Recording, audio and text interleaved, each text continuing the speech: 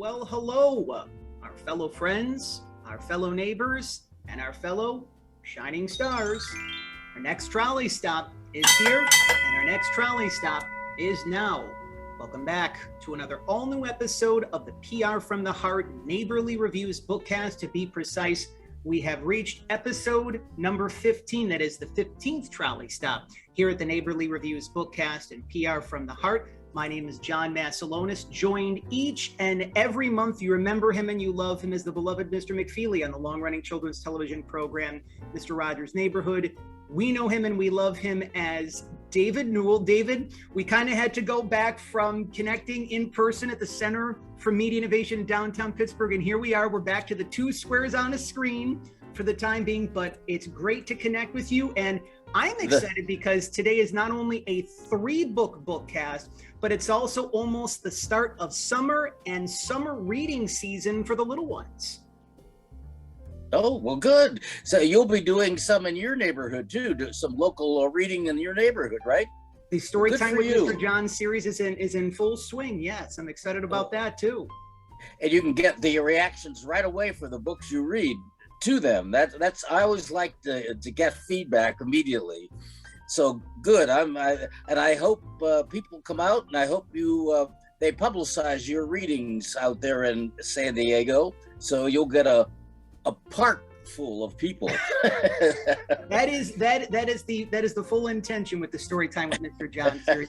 And I'm also excited because it's interesting to note that you were talking about the Storytime with Mr. John series. And just a few days ago, I had the opportunities to share as part of the May edition of the Storytime with Mr. John series, Rana Boulos's Pearl the Raindrop, the Great Water Cycle Journey, which is one of the beautiful books that are found within the Nature Speaks series. And this month on the May edition of the Neighborly Reviews Bookcast, we are going to be diving into the pages of the other 3 books of the Nature Speaks series from Rana Boulos in the process. So I know that the both of us are excited because we're talking about 3 books from one author, and the trolley's going to have to travel quite a bit, David, because the trolley always goes from San Diego all the way to Pittsburgh, and we're headed out to the United Arab Emirates. So we're literally going almost all the way around the world for this month's bookcast, I should say. Well, this is the Rana Boulos podcast, right? Bookcast, right? Bookcast, yes. It is a bookcast dedicated to the creator of the Nature Speaks series. Just a wonderful person who cares about children, parents, and families, and educators, not only in the United Arab Emirates, but around the world. Just some housekeeping before we begin with episode number 15 of the Neighborly Reviews Bookcast. We, of course, want to express our gratitude and our appreciation for the hard work that Reading is Fundamental Pittsburgh does. PR from the Heart and the Neighborly Reviews Bookcast are proud to support Reading is Fundamental Pittsburgh. That is the largest chapter, the Pittsburgh chapter of the largest national non-for-profit children's literacy organization in the United States. They provide children's books, developmental resources, and literacy tools to help children that come from low-income families all across the country. The Pittsburgh chapter last year alone provided over 100,000 children's books to over 23,000 children in need. So just as we here at PR from the Heart and the Neighborly Reviews Bookcast are proud to support the wonderful work of Reading is Fundamental Pittsburgh, we encourage you, our listeners and viewers, our friends and neighbors, and of course our fellow shining stars, to pledge your support. If you feel guided to do so, you can head on over to rifpittsburgh.org/donate. As we like to say, no donation is too large, no donation is too small in the process. And if you are a science lover, if you love to be able to share children's books about science, if you just have a passion for reading and you want to be able to share that passion and that love of reading and literacy with the little one in your life, with families that are in your life, we encourage you, if you haven't had the opportunities to do so, to subscribe to PR from the Heart's official YouTube channel and to share this very special trolley stop that is episode number 15 of the Neighborly Reviews Bookcast, where we are featuring Rana Boulos's award-winning Nature Speaks series. David, so I know that we're ready to kick things off, start at the top, the forefront, and the onset. So we already have the opportunities to talk about Pearl the Raindrop and share that with the little ones here in San Diego. So the next installment in the Nature Speak series is Vladimir the Volcano, A Tale of an Unforeseen Eruption. Now, just to be able to give a little bit of backdrop and context for our listeners and viewers, our friends and neighbors, and of course our fellow shining stars, is that Rana's books, the Nature Speak series, talk about science in a very fun and interesting way. They also talk a little bit about natural disasters as well too. So in certain respects, science to some kids can seem boring, and even to a certain extent, natural disasters can seem a little bit scary to little ones as well. So Rana does her part to put children's minds and hearts at ease and to make learning, especially about science, very fun and very special. So just wanted to be able to share a little bit of further backdrop before we dive into Rana's 3 books here on the Bookcast this month. Well, it's pronounced Vladimir, is that correct? Vladimir the Volcano, correct. Vladimir the Volcano. Well, Rana has a intro in each of her books, and this intro has an explanation about tornadoes and wildfires relating to her other books. But in the Vladimir book, the intro describes the process of a volcano erupting. But the description is simple but clear, liking it to a stomach ache and the pressure that can be caused by an upset stomach. So, well, the story begins on a beautiful land called Dynamo. Surrounded by beaches and tropical plants, there was a volcano named Vladimir. He overlooked the vast land and the ocean.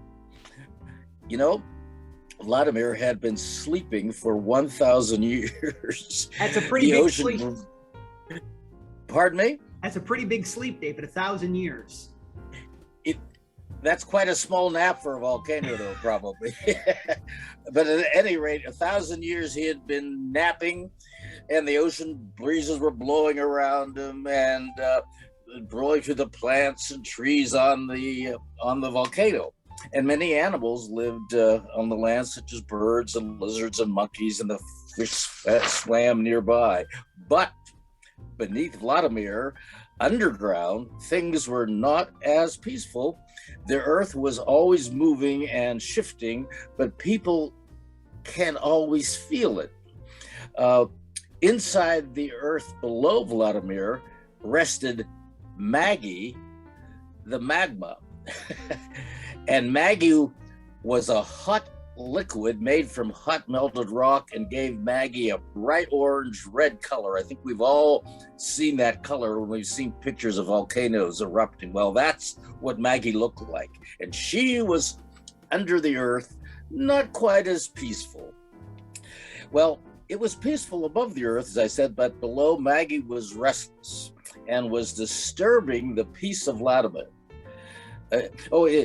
Here, if you're reading the book to a class or to children, it might be a time to stop and maybe explain the process, because the illustrations are wonderful in the book and very colorful. They're lovely to look at. Okay, back to Maggie and her restlessness.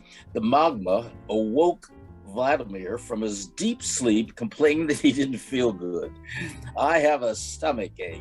His stomach rumbled all day, which of course was Maggie's doing. And the next day he felt even worse and developed a fever. Oh, I don't want to be sick. I don't want to be sick. He hates being sick, he said. And then it became very quiet in the land of dynamos, right? Birds stopped singing, animals and the fish went deeper into ocean caves. Something was amiss here. Where is everyone, said Vladimir. I'm by myself. No sooner than he asked himself these questions, there were tremors in the ground. It was, guess who? Maggie, Maggie the magma, bubbling inside the earth, producing gas that traveled from Vladimir's stomach and through his windpipe and then his throat, causing Vladimir to burp. That is sort of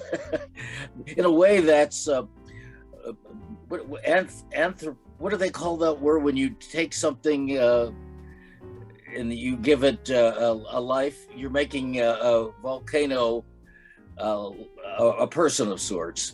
There's a word for it, but anyway, but it might be good to explain to a child that this is what's happening. This is like as if you're having a stomach ache. That's what's happening to the volcano, something like that. But Vladimir said, this is not good. I'm constantly burping due to Maggie. As soon as he spoke those words, the earth began to swell up. The tremors continued, and there was thundering and rumbling.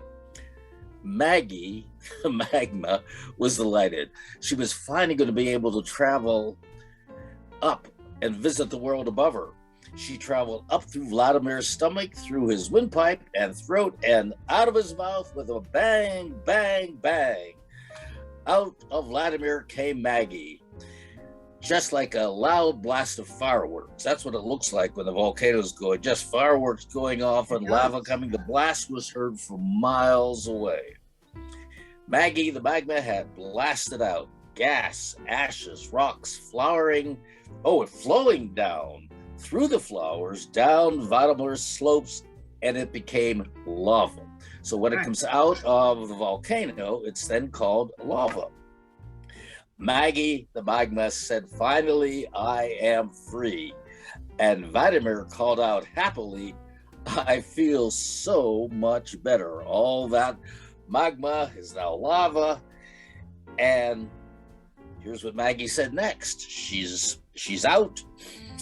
And she said, it is time to cool down. I'll stick by you, Vladimir, and make you an even bigger volcano. Vladimir said, I'll be a famous volcano, and people will come from miles and miles around to see me, my majestic presence. He was delighted. But for now, said Vladimir, I need a long rest, and went into a deep sleep. And who knows, maybe for another 1,000 years, and then Maggie will act up again. But that's the brief story of Vladimir and Maggie. But on the back cover, there are some questions which could be a follow-up to the person or the teacher reading the book. Questions like, what is magma?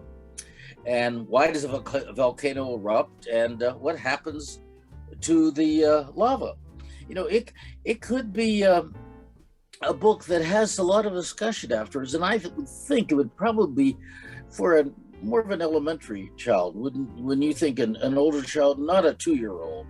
Correct. An older preschool would enjoy the illustrations, and I think you'd have to explain more, but I think an older child in elementary would find it interesting. You know, I never really thought how a volcano erupted. I'm learning something from these books. So if I can learn, anybody can learn. But that is Vladimir the Volcano, the second in the series, right? Correct. Yeah, there's a total of 4 books in the series, so we're going to be covering 3 in this month's edition of the Bookcast.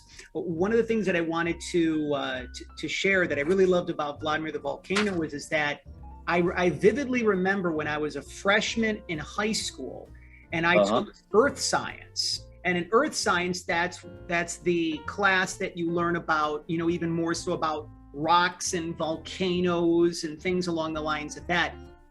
Little ones have an earlier introduction, you know, likely towards maybe 5th, 6th, 7th grade is when you really start to kind of learn about science for the first period of time.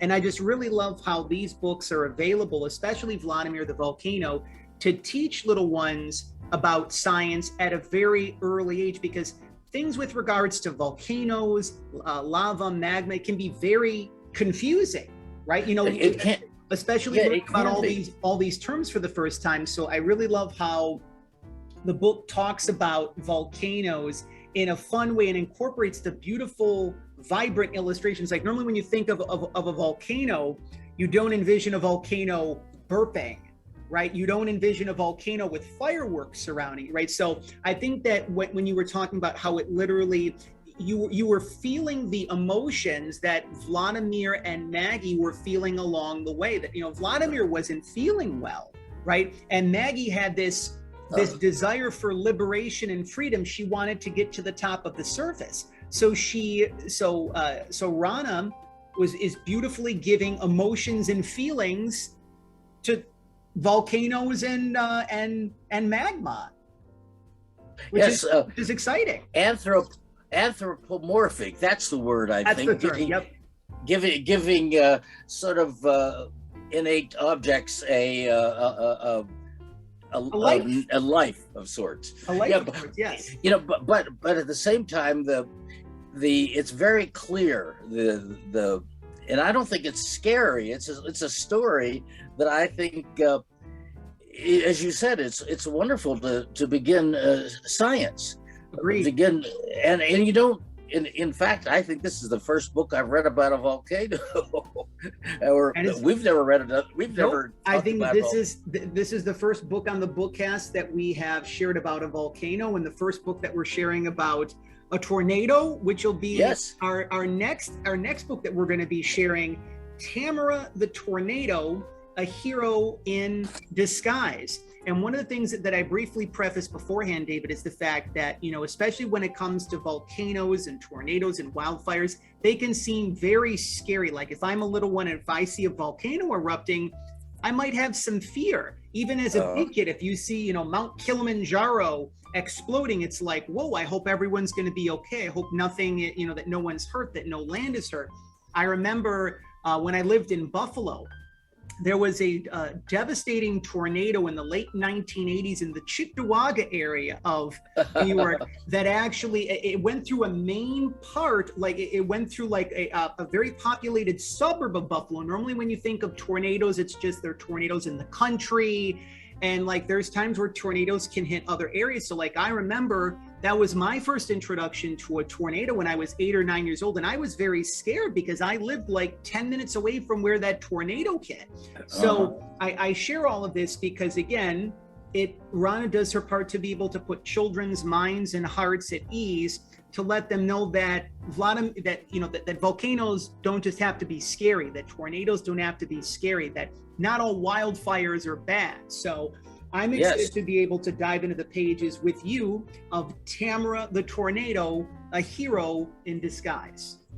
A hero in disguise. Tamara the Tornado. Well, to my knowledge, there aren't too many books about tornadoes either. Nope. And Rana has an introduction for young children about tornadoes and how they form. So it's interesting to read that introduction. It sets up the story.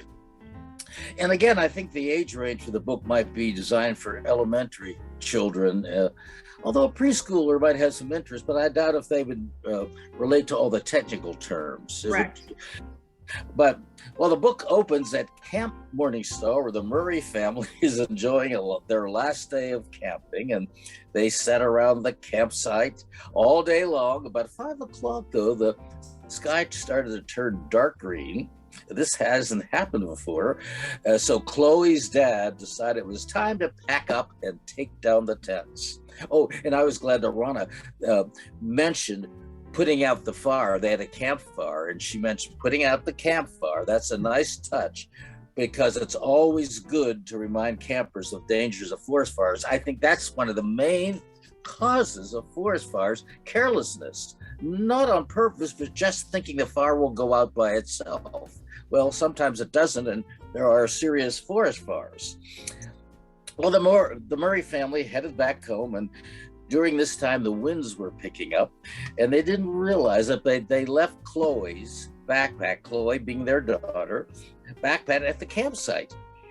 And it held Chloe's treasured belongings, which were her paint tube, she liked to paint, and her security blanket. This happened to me once with my son. I was in Erie, Pennsylvania with my son, and we were doing an event, and he always carried a blankie with him. Well, we packed everything up, and we were back on the road, and he discovered that he left his blankie back at the event site. So back we went, circle back. He couldn't go any further without his blankie. Well, this is similar to what Chloe was feeling. Back to the story. In the distance, a mighty thunderstorm was about to be born. As they were driving back, winds from the east and west were forming a tornado. And this is the place, too, where you could stop and talk about the warm currents and the cold currents and how that might start a tornado. The Murray family, they were driving towards a whirling horizontal funnel at that time. But then the cold air slipped under the warm air and forced the tunnel upward.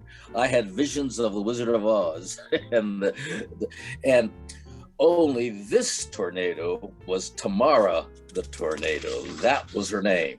She was born as the Murrays were driving back home. Look at me, I'm going to have a fun adventure, said Tamara. She was picking up all sorts of things, Chloe's backpack, and Tamara was delighted to see what she could do with a backpack full of fun things. And Tamara sucked them up into her twisting winds. And in the illustrations, you can see all of this happening. And the paint that Chloe had in the backpack burst open and formed vibrant colors in the tornado. And with a twist and turn by Tamara, the paint came all together and formed a beautiful rainbow of color, a rainbow tornado, I guess you could call it. And then Chloe's security blanket was being blown around by Tamara in different directions and making different shapes, like a twirling ballerina and then a jet plane. And Tamara was having a great time picking up things and transforming them into different shapes. While Tamara was having a wonderful time back home, Chloe was upset because she couldn't find her backpack. Mom said, well, we must have left it at the campsite, and Chloe immediately burst into tears, shades of my son when we couldn't find his blanket. Erie, Pennsylvania. And it burst into tears saying, I need the blankie to sleep. What am I to do? What am I to do? I need that blankie. While Mom and Chloe were looking for the backpack, Tamara the Tornado arrived near where Chloe's house was located. The tornado was going and Tamara was having fun, twisting things and coloring things and doing all sorts of fun, she thought. But by this time, Tamara noticed her winds were weakening. Oh no, said Tamara. I guess I can't have much fun anymore. The winds are weakening. This, I guess, is where my fun ends. And suddenly Tamara's winds came to a halt, and as luck would have it, dropped Chloe's backpack with her blankie and some empty tubes of paint, because remember, the paint made the colorful tornadoes. And as luck would have it, the backpack went right into the Chloe's backyard. How convenient. At any rate, Silky, the family dog, was outside in the yard. Again, very convenient. Picked up the blanket and took it inside to Chloe. And moments later, you can see this on the different pages, Chloe was asleep, hugging her blanket, and Chloe had a peaceful smile on her face, as did Silky the dog. You can see Silky sleeping too, with a smile on his face. I think proud of finding the blanket and putting Chloe to sleep. And at the end of the book, Rana has a message for the reader telling about her dog and her children, and that she's from Canada. And she speaks, I guess you knew this, she speaks 7 languages. That is correct. And has worked with children for 30 years. And she loves the beach, collecting seashells, loves animals. Well, you can tell that because she put a dog into her story, and loves to create picture books like Tamara the Tornado. And she did a wonderful job. And do you know who does the illustrations of the in the books? She has such a great team on her end of things, David. And it's interesting that you're mentioning the illustrations, because I really, out of all the children's books that I've enjoyed in my whole entire life. This is very high up when you see the tubes of paint open up and there's Yes. the different colored tornadoes. Oh, yes. That was just so visually striking. You see purple, you see orange, and then there's even like a full rainbow colored tornado.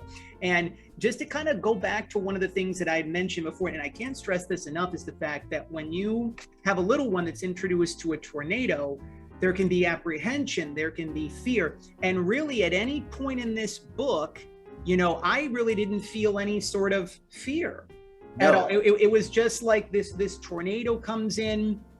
It's actually, as the title of the book shares, Tamra the Tornado, a hero in disguise. When we see a tornado touching down, that's probably the last thing that comes to our mind. We think of chaos or destruction or all of the above, that kind of thing. So it's just interesting how a character, again, just like those real life qualities, those humanistic emotions and feelings, Tamra wanted to take the time to go on a wonderful adventure and go through the area, and she wanted to be able to help.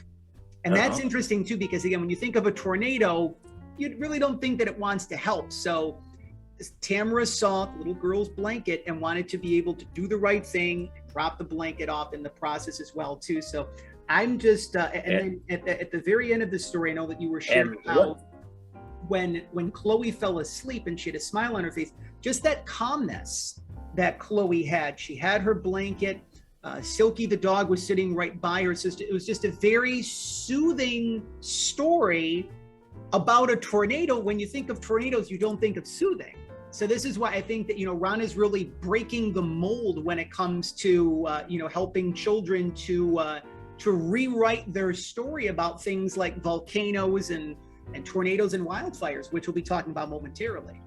Yeah, and I think Rana did a wonderful job. Again, it's a simple story told very clearly. I think all the books are that way.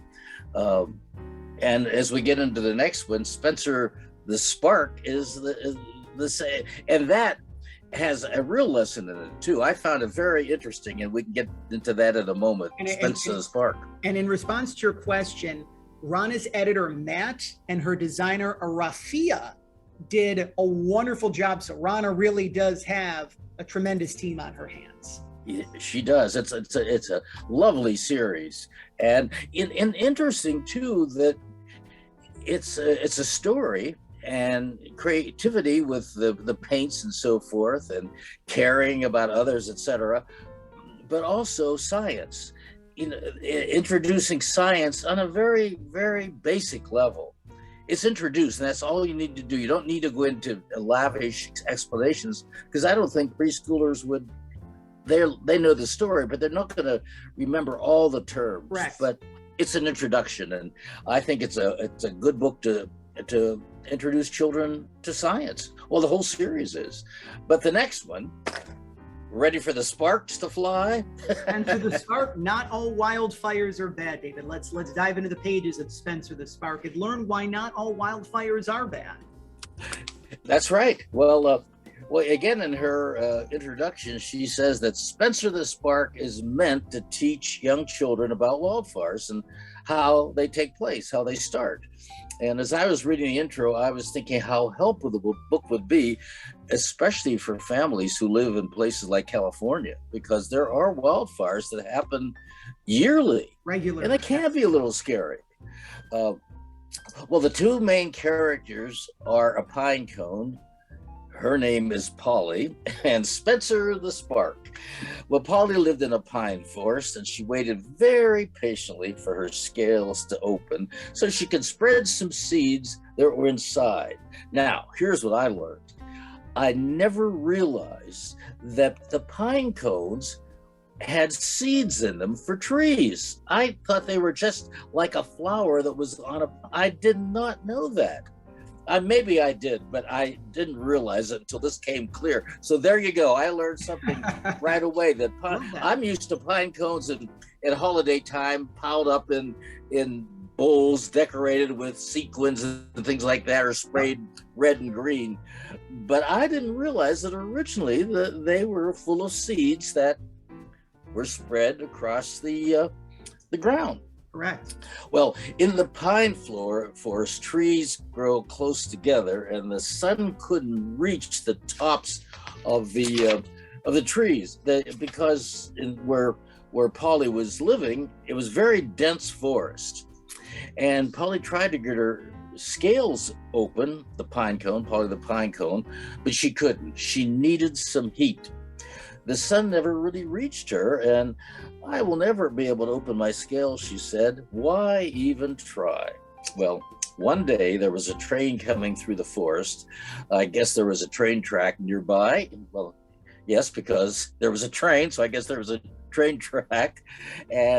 But there was a loud screeching noise because the train operator saw a deer on the track, and he certainly didn't want to hit it, so he slammed on the brakes, and the friction of the metal of the wheels and the metal of the tracks caused sparks. And one of those sparks was Spencer the Spark. He was born at that very moment, but he managed to fly away to the pine forest. But thankfully, the deer heard the screeching noise and jumped out of the way of the train, so no concern there. And I'm glad she put that in the story, because I think young children would say, if that's well, what happened to the deer?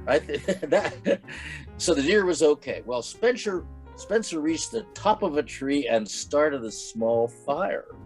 Look at the flame I made. Wonder if I can make myself grow. And as the wind blew, Spencer blew along with it, burning pine trees. He grew bigger and bigger and bigger, and the illustrations here show the intensity and the growth of the fire. Spencer was now a wildfire burning through the forest. The branches of the trees turned black and crumbled into ashes. But Polly, the pine cone, was ecstatic. Her scales began to open up. The warmth and the heat of the fire did it. And this is what she needed. She soon looked like a blooming flower. And another gust of wind came along and blew her seeds away and were spread all over the ground. This is what Polly wanted. Her wish came true. She completed her purpose. The seeds were spread for another generation. Well, the fire department was on its way, and they were arriving by helicopters to put out the wildfire, because they did have to do that. They released water to put out the fire from above, and this helped the firefighters on the ground who were trying to put out the fire. Well, after a couple of weeks, the wildfire died down, but the trees looked black, like black sticks. And the forest, though, the forest floor, the ground, was exposed to sunlight. But before, with the thick trees and the thick forest, the sunlight couldn't get through, but now it could. And Polly's seeds, Polly Pinecone, her seeds reached the ground and were scattered in the forest.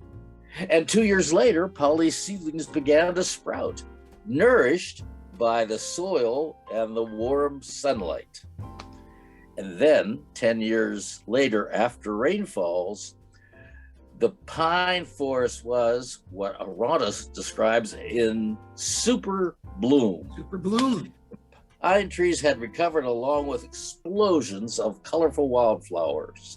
And that illustration is wonderful to see the wildflowers, the contrast with the trees. That's on the last couple pages, and that's wonderful. But the story ends with these words.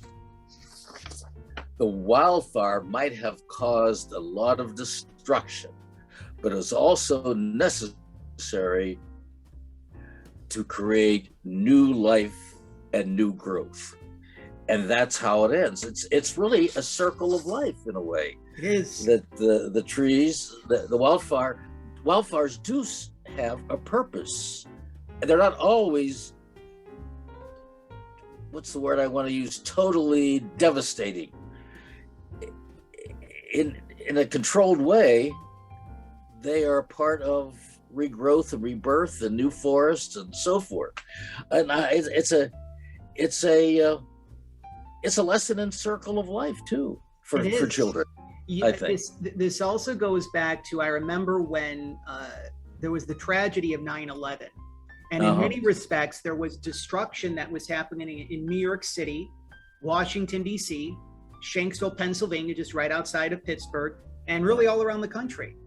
And Mr. Rogers came back on the air for a series of public service announcements, and he used the phrase "tikum," I believe it's pronounced "tikum olum," which are repairs of creation. And it's just interesting how, reading the last part of Spencer the Spark, the wildfire may have caused a lot of destruction, but it was also necessary to create new growth and new life. So there was a little bit of a similar parallel between the message that Mr. Rogers had shared during his public service announcements on PBS. And this is because whenever there's a tragedy that happens, it can be very difficult, whether it be a wildfire or a tornado. I know that just recently in my hometown of Buffalo, New York, there was a mass shooting at a Tops grocery store that tragically killed 10 people and injured several others. And sometimes you wonder what good can come from the chaos, what good can come from the destruction. And there is always some, even though you can't, the tragedy is terrible and it's important to be with the emotion and the feeling, there is always some form of new life, rebirth, growth that happens from that. So I felt that it was a very deep and poignant message for a children's book in the process, but that can really resonate with all of us, whether we're a child or a child at heart, so to speak. But and it may take 10 years for that good purpose to appear, and it does. It took the forest and Polly's seeds to about 10 years before the regrowth began. But when you stop to think of it, millions of years ago, that's the same thing that was happening. When there must have been some sort of a forest fire at some point, and trees would burn, but yet new seeds would come and so forth. And it really is a very basic lesson of the circle of life. And it's quite a series of books. It's let's see, Rana's Day on the Bookcast. It was we devoted the whole Bookcast to her series. Now there are 4 that she has written, right? 3 we talked about, and the other again is. And there is also Pearl the Raindrop, the Great Water Cycle Journey. We encourage all of you, our listeners and viewers, our friends and neighbors, and of course our fellow shining stars, you can head on over to Rana's official website and purchase your copies of the award-winning Nature Speak series. You can head on over to Rana-Boulos-author.com. We've included that link in the description below. You can also head on over to Amazon.com. If that's your preferred online vehicle of your choosing, you can leave a 5-star review for either Pearl the Raindrop, the Great Water Cycle Journey. Even though we didn't have the opportunities to share that on the Neighborly Reviews Bookcast this month, you can leave a 5-star review for that, along with Vladimir the Volcano, A Tale of an Unforeseen Eruption, Tamra the Tornado, A Hero in Disguise, and Spencer the Spark, Not All Wildfires Are Bad. When you leave 5-star reviews for Rana, that is a wonderful way to be able to pledge your support and let her know that she's doing wonderful and much needed work for children's parents, families, educators, those who love great children's books, and those who love science as well too in the process. You can also head on over to your local library or your favorite independent or children's bookstore, and to be able to suggest to the bookstore owner, the bookseller, one of the workers there, one of the librarians, depending upon if you go to a local bookstore or a library, and let them know that they should stock the Nature Speak series. David, I know that some little ones, they love science. I know for me, I think I was more into math and I was more into social studies. Science, I kind of liked, but it's just like, I'm starting to get into a regular habit by saying, if I only had these books when I was a young boy. Yes, I was thinking that. as you were saying it, especially the wildfire book. Yes. I think that's the clearest of that wildfires aren't always bad. There's a purpose for them. And if I were, I guess, I don't know the actual age range, but if I were in a school system and I were buying books for a science class for young children, I would include the wildfire book, Spencer. I think it's very helpful. It's helpful in the sense that people think of fire as destructive, and it is, but not always. You can see this, and the lesson is in that book and all of these books of the circle of life, and that's what I liked about, especially Spencer the Spark. And there's similar qualities, even though each of the books are different in the Nature Speaks series. Especially just the beautiful illustrations. Like if you are a parent, a grandparent, an educator, and you just love great illustrations that also accompany a wonderful story, all of these 4 books, I mean, you can spend just, this is almost like a curriculum of sorts. I encourage teachers out there, if they're interested in incorporating this as part of their science curriculum in their elementary schools, this would be such a great suggestion. I think that this is also one of the ways is that children's books can be helpful in terms of classrooms and for educational purposes, because the old school way, I know, like when I was in school, we had the textbook, right? We had the textbook and here's what you're going to learn and this and that.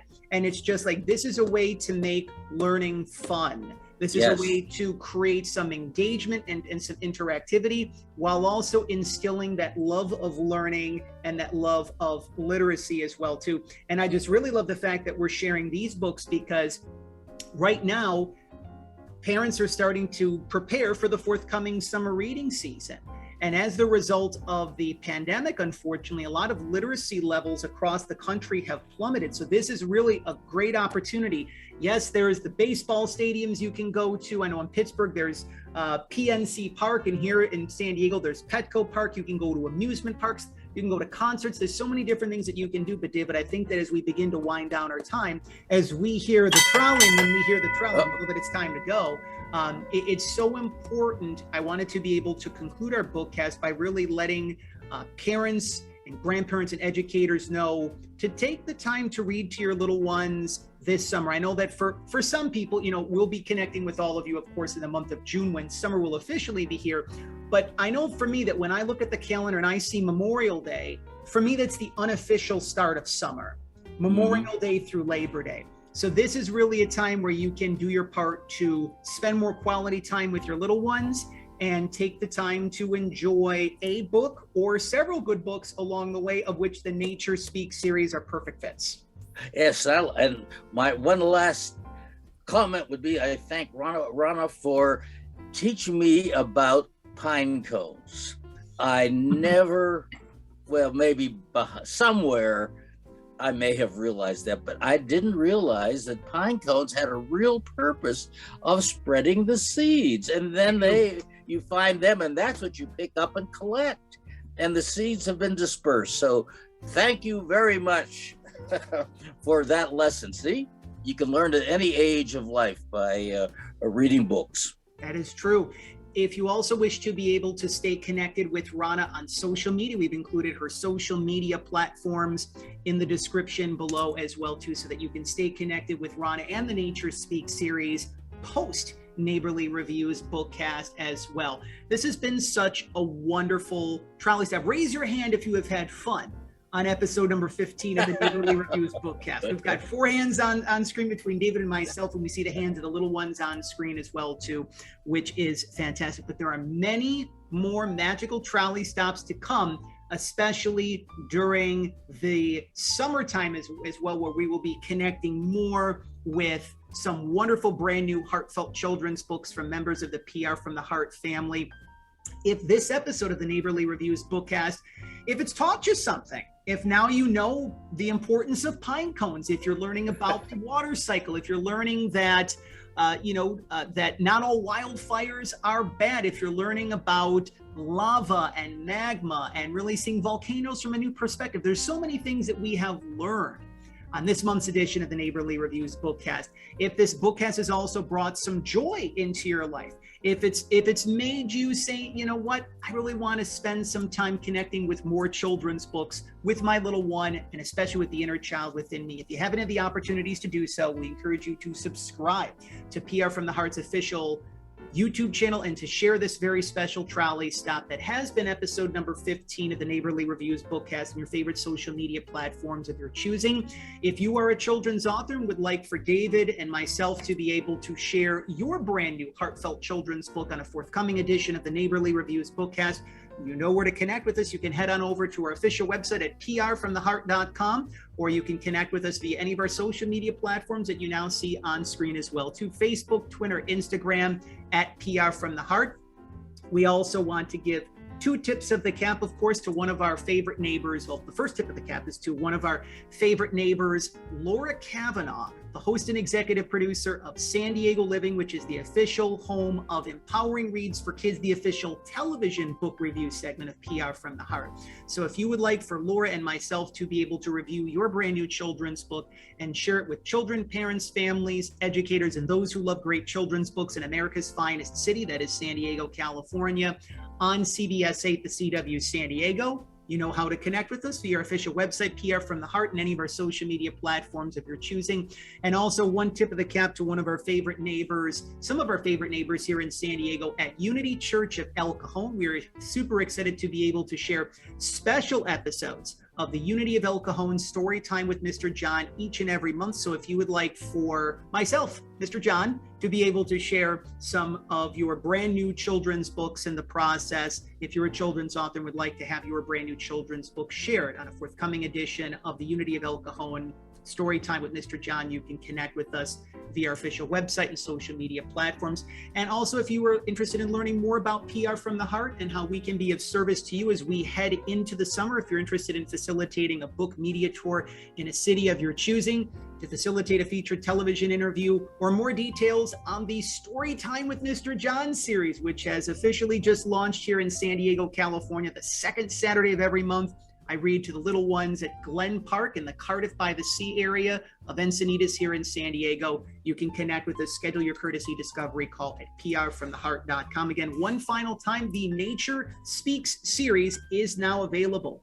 Vladimir the Volcano, Tamra the Tornado, Pearl the Raindrop, and Spencer the Spark. The entire collection is now available. You can head on over to Rana's official website, which is once again Rana-Boulos-author.com. If Amazon is your preferred online vehicle of your choosing, you can leave a 5-star review. That is one of the many ways that you can pledge your support for Rana and the Nature Speaks series, reminding Rana that she's doing wonderful and much needed work for children, parents, families, educators, and those who love great children's books. Again, you can also head over to your favorite local library or your favorite independent or children's bookstore and to be able to ask that they stock the Nature Speaks series if they do not happen to have them in stock as well right now. David, any other final comments before we conclude this month's bookcast? I just want to say happy summer reading, and that's my wishes for everybody. Instead of clicking the TV on, happy summer reading, right? That is a very and out in the park with that's right. By the sea. Yes, you'll be hearing David and I talk about the importance of summer reading for the next couple of months as well too. But of course, we like to give one final tip of the cap to one of our favorite neighbors. He still is watching us up above, and David spent many years of his life with our favorite friend and neighbor, Mr. Rogers. He reminded all of us through his episodes of Mr. Rogers' Neighborhood, through various commencement speeches that he did when he talked with little ones across the country. In his own private numerology, he always shared 143. That was his way of saying, I love you. There's 1 letter in I, 4 letters in love, and 3 letters in you. As David's very kind to join us each and every month here on the Neighborly Reviews Bookcast, we like to share 243. That is 2 letters in we, 4 letters in love, and 3 letters in you. That is our reminder that we love you, reminding all of you in our own way that you are loved, that you are special, that you are whole, you are healthy, you are complete, just the way that you are, that we like you just the way that you are. Summer reading and all. And again, this has been such a magical trolley stop, and there are many more to go. Lastly, again, we also want to encourage all of you, our listeners and viewers, our friends and neighbors, and of course, our fellow shining stars, if you haven't had the opportunities to do so, to learn a little bit more about our friends and neighbors at Reading is Fundamental Pittsburgh, and to pledge your support for this wonderful organization that last year alone gave over 100,000 children's books to over 23,000 children in need. Again, Reading is Fundamental Pittsburgh is the Pittsburgh chapter of the national non-for-profit literacy organization that provides children's books, developmental resources, and literacy tools for children that come from low-income families. rifpittsburgh.org/donate. We've included the link below and how you can pledge your support financially. Again, no donation is too large, no donation is too small, and we are proud each and every month through the Neighborly Reviews Bookcast to make a donation to Reading is Fundamental Pittsburgh to support the wonderful work they are doing, especially for the little ones in Pittsburgh, Pennsylvania, which we look forward to revisiting in the fall. So stay tuned. If you're saying, John and David, I really liked you when you guys were in person. Well, we will be back together again in the fall to record some special editions of the Neighborly Reviews Bookcast. So during the summer, you're still going to have to enjoy the two squares on a screen. That is David and myself. So we want to thank all of you for your continued support of PR from the Heart, for your continued support of the Neighborly Reviews Bookcast, for your continued support of children's authors and illustrators such as Rana Boulos, who again she's doing such amazing work for children, parents, families, educators, and those who love great children's books. And we want to thank you for your continued support of local libraries and children's and independent bookstores, truly the pillars of our community. But again, we want to thank you for helping us to walk home the children of the world. So for David Newell, for myself, John Masiulionis, this has been episode number 15 of the Neighborly Reviews Bookcast. We look forward to seeing you next month. In the month of June, shortly before Father's Day, we're going to have some wonderful books to share with you. So we hope that you return and join us once again here in our neighborhood at PR from the Heart in the Neighborly Reviews Bookcast, where we will be sharing episode number 16 of the Neighborly Reviews Bookcast. But until then, for David Newell, for myself, John Masiulionis, happy start to your summer and happy summer reading. Thank you for joining us here this month on the Neighborly Reviews Bookcast for episode number 15. And thank you for helping us to walk home the children of the world, our fellow friends, our fellow neighbors, and our fellow shining stars. Goodbye for now. Bye.